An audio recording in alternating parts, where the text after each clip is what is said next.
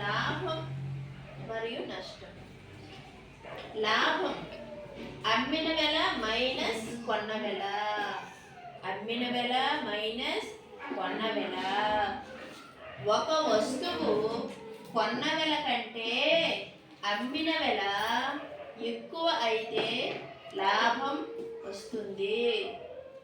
మళ్ళీ ఒకసారి, ఒక వస్తువు కొన్న వెల అమ్మిన వెల కంటే ఎక్కువ అయితే లాభం వస్తుంది.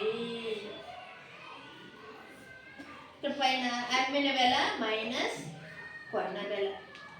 కొన్న వెల కంటే అమ్మిన వెల ఎక్కువ ఉండాలి. ఎప్పుడు కూడా లాభం రావాలంటే మనకి కొన్న వెల కంటే అమ్మిన వెల ఎక్కువగా ఉండాలి.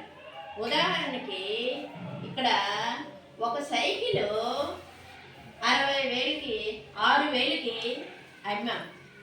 6,000కి అమ్మాము. కొన్నాము ఎంతకి? 5,000కి. అప్పుడు మనము ఎక్కువకి అమ్మాము, తక్కువకి కొన్నాము. కాబట్టి మనకి 1000 రూపాయల లాభం అనేది వస్తుంది. ఎప్పుడు కూడా కొన్న వెల కంటే అమ్మిన వెల ఎక్కువగా ఉంటేనే మనకి లాభం అనేది వస్తుంది. అందుకే అమ్మిన వెల మైనస్ కొన్న వెల అని రాశాం. ఎప్పుడు కూడా అమ్మిన వెల ఎక్కువగా ఉండాలి. అమ్మిన వెల ఎక్కువగా ఉంటేనే మనకి లాభం అనేది వస్తుంది. కొన్న వెల తక్కువగా ఉండాలి. అందుకే అమ్మిన వెల మైనస్ కొన్న వెల అని రాసుకున్నాం. రెండోది నష్టం. నష్టం ఎప్పుడు వస్తుందంటే కొన్న వెల మైనస్ అమ్మిన వెల. ఒక వస్తువు కొన్న వెల కంటే అమ్మిన వెల తక్కువ అయితే నష్టం వస్తుంది.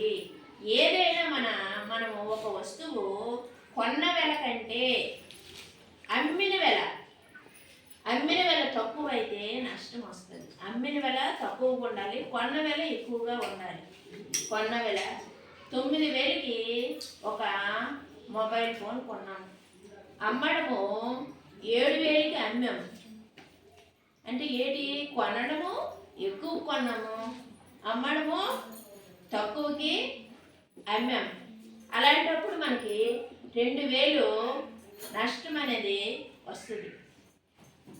2,000 నష్టం అనేది వస్తుంది.